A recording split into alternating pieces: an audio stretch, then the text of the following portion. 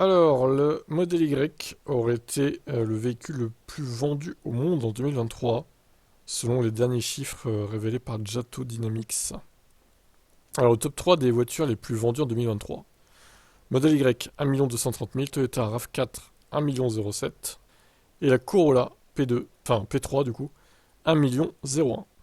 Selon les premières données donc révélées par Tesla dans son bilan annuel et corroborées par les données de Jato, le modèle Y serait le véhicule le plus vendu dans le monde, toutes catégories confondues, avec 1,2 million d'unités écoulées, 1,23 plus précisément si on prend en compte les données du cabinet externe.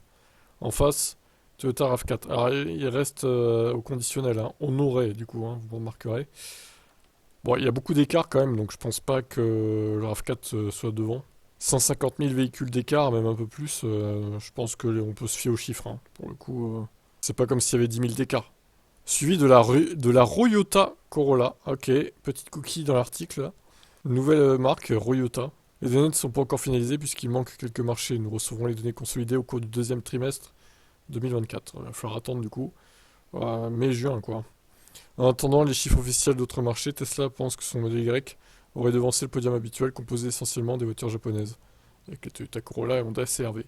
Tesla aurait donc doublé son nombre de modèles Y vendus en un an, puisqu'en 2022, ils en avaient doublé 700, ils en avaient vendu 747 500. Ouais, ils ont pas totalement, ils ont pas, non, quand même, ils en sont loin d'avoir doublé plus 500 000, mais pas plus 750 quoi. En France, il a très bien marché, 34 080 matriculations. C'était la voiture la plus vendue, électrique. Voilà, donc modèle Y serait P1 en 2023. On va attendre d'avoir les chiffres dans quelques mois définitifs.